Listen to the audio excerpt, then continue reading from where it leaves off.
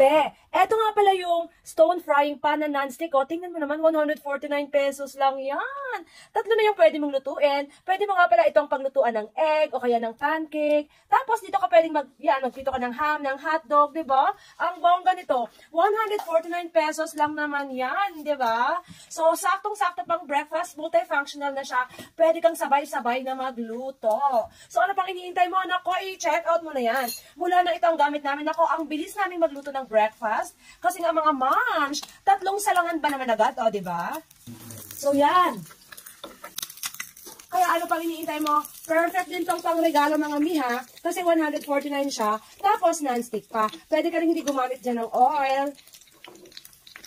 Meron nga pala na black and yan, yung ganyan na parang cream. So, mamili ka lang kung anong type ng color mo. And meron din dyan na merong 3 na merong butas or merong 2. So, ato ka, check out mo na. Dali. Mga be, diba? So, ang bilis magluto dito ng egg, diba? For only 149 pesos.